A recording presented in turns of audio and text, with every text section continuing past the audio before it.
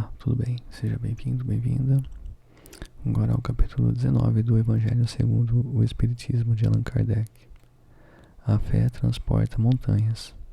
Poder da fé, a fé religiosa, condição da fé inabalável, parábola da figueira que secou. Instruções dos Espíritos, a fé, mãe da esperança e da caridade, a fé humana e a divina. Poder da fé. Quando ele viu o encontro do povo, o homem se lhe aproximou e, lançando-se de joelhos a seus pés, disse: Senhor, tem piedade do meu filho, que é lunático e sofre muito, pois cai muitas vezes no fogo e muitas vezes na água. Apresentei-o aos seus discípulos, mas eles não o puderam curar. Jesus respondeu dizendo: Ó raça incrédula e depravada, até quando estarei convosco? Até quando vos sofrerei? Trazei-me aqui esse menino. E tendo Jesus ameaçado o demônio, este saiu do menino, que no mesmo instante ficou são.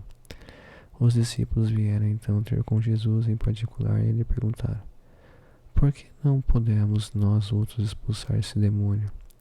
Respondeu-lhe Jesus: Por causa da vossa incredulidade, pois em verdade vos digo, se tivesseis a fé do tamanho de um grão de mostarda, diríeis a esta montanha: transporta-te daí para ali, e ela se transportaria, e nada vos seria impossível. São Mateus capítulo 17, versículo 14 a 20.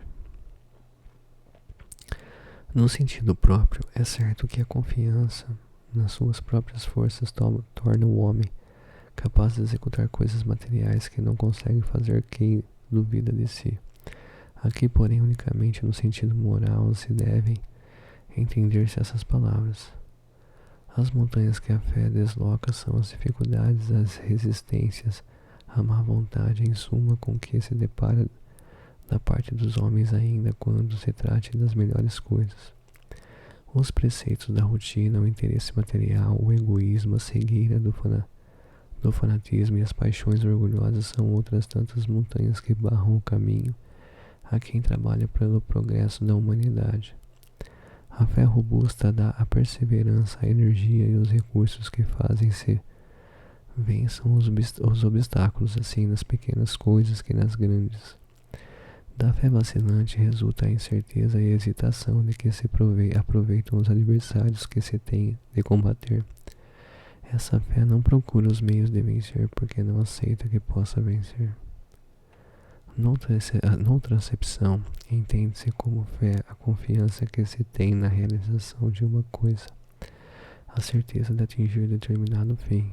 Ela dá uma espécie de lucidez que permite se veja em pensamento a meta que se quer alcançar e os meios de chegar lá, de sorte que aquele que a possui caminha, por assim dizer, com absoluta segurança, num como noutro caso pode ela dar lugar que se executem grandes coisas. A fé sincera e verdadeira é sempre calma, faculta a paciência que sabe esperar, porque tendo seu ponto de apoio na inteligência e na compreensão das coisas, tem a certeza de chegar ao objetivo visado. A fé vacilante sente a sua própria fraqueza quando a estimula o interesse, torna-se furibunda e julga suprir com a violência a força que lhe falece. A calma na luta é sempre um sinal de força e de confiança. A violência, ao contrário, denota fraqueza e dúvida de si mesmo.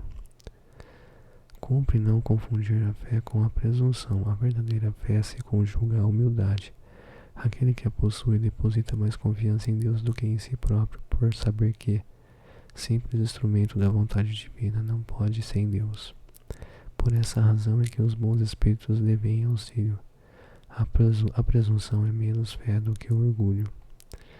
O orgulho é sempre castigado, cedo ou tarde, pela decepção e pelos malogros que lhe são infligidos. O poder da fé se demonstra de modo direto e especial na ação magnética. Por seu intermédio, o homem atua sobre o fluido, agente universal, modifica-lhe as qualidades. Ele dá uma impulsão, por assim dizer, irresistível. Daí decorre que aquele que há um grande poder fluídico normal junta A ardente fé pode, só pela força da sua vontade dirigida para o bem, operar esses singulares fenômenos de cura, e outros tidos antigamente por prodígios, mas que não passam de efeito de uma lei natural. Tal o motivo porque Jesus disse a seus apóstolos: se não o curastes, foi porque não tinhais fé. A fé religiosa, condição da fé inabalável. Do ponto de vista religioso, a fé consiste na crença em dogmas especiais, que constituem as diferentes religiões. Todas elas têm seus artigos de fé sob esse aspecto. Pode a fé ser racionada ou cega, nada examinado. A fé cega aceita, sem verificação, assim o verdadeiro como o falso, e a cada passo se choca com a evidência e a razão. Levado ao excesso, produz o fanatismo. Em assentado no erro, cedo ou tarde desmorona. Somente a fé que se baseia na verdade garante um futuro, porque nada tem a temer do progresso das luzes, dado que o que é verdadeiro na obscuridade também é a luz meridiana. Cada religião pretende ter a posse exclusiva da verdade. Preconizar alguém a fé cega sobre um ponto de crença é confessar-se impotente para demonstrar que está com a razão.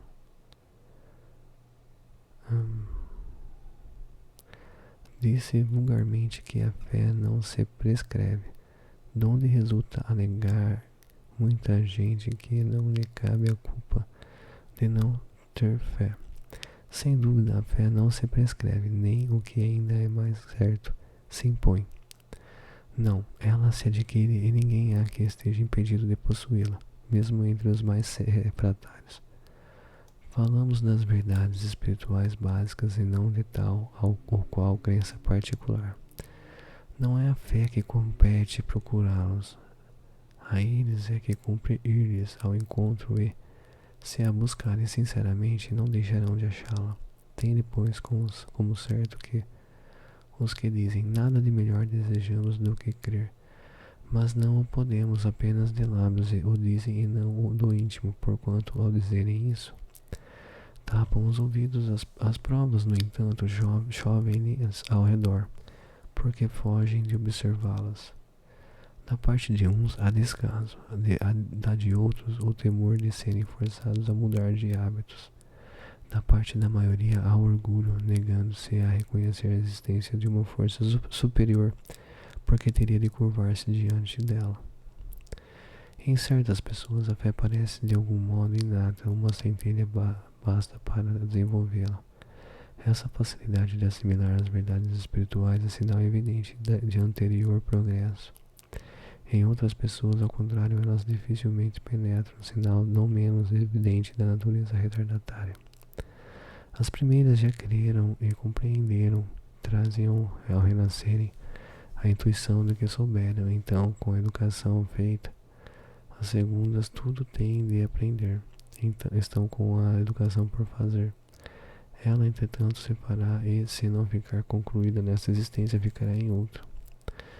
A resistência do incrédulo, devemos convir, muitas vezes provém menos dele do que de maneira, porque ele apresentam as coisas. A fé necessita de uma base que é a inteligência perfeita daquilo em que se deve crer. E para crer não basta ver, é preciso sobretudo compreender.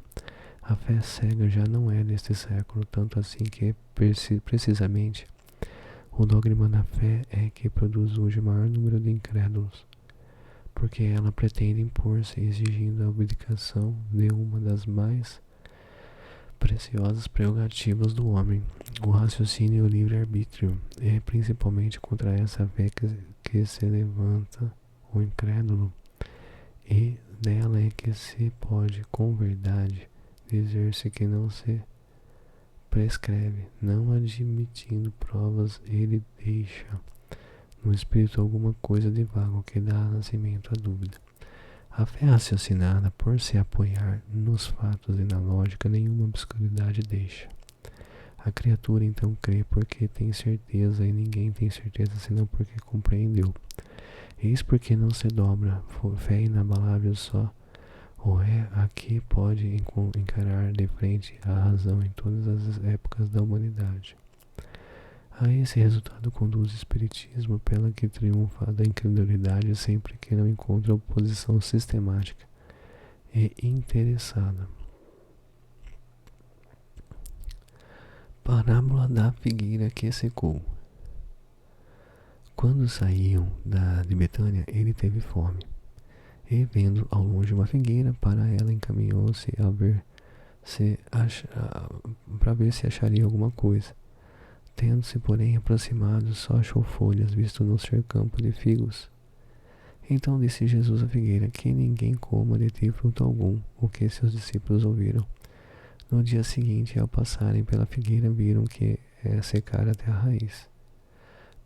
Pedro, lembrando-se do que dissera Jesus, disse: Mestre, olha como secou a figueira que tu amaldiçoaste.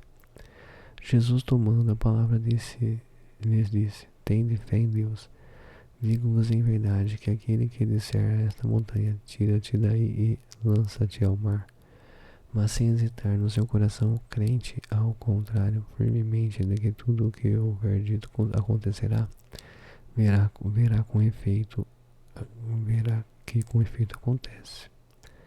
São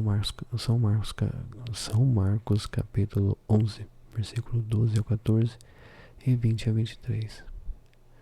A figueira que secou é o símbolo dos que apenas apresentam propensão para o bem, mas que em realidade nada de bom produzem, dos oradores que mais brilho têm do que solidez, cujas palavras trazem superficial verniz, de sorte que agradam aos ouvidos, sem que, entretanto, revelem, quando perscrutadas, algo de substancial para os corações.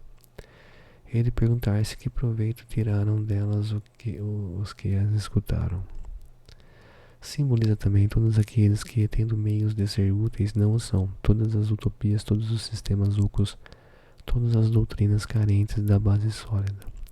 O que as mais das vezes falta é a verdadeira fé, a fé produtiva, a fé que abala as fibras do coração, a fé, numa palavra, que transporta montanhas. São árvores cobertas de folhas, porém baldas de frutos, por isso é que Jesus as condena à esterilidade.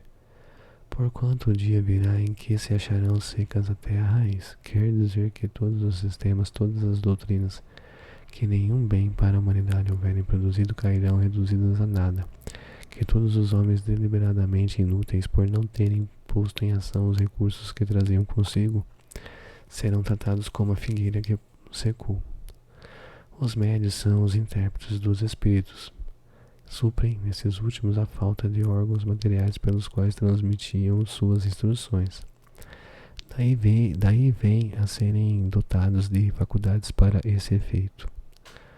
Nos tempos atuais de renovação social, cabe-lhes uma missão especialíssima.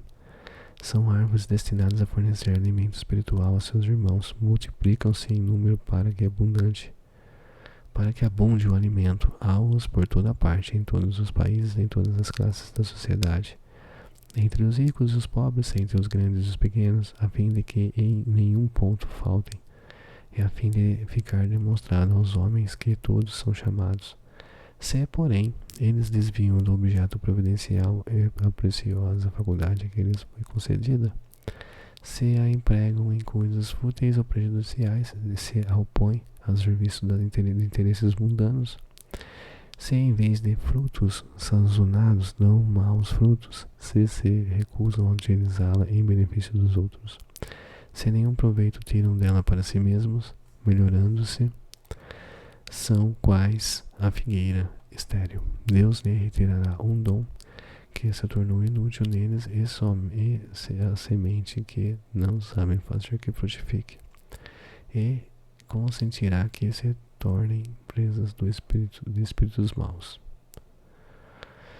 E aqui eu vou encerrar a primeira parte do capítulo 19 e depois a gente continua a segunda parte do capítulo 19.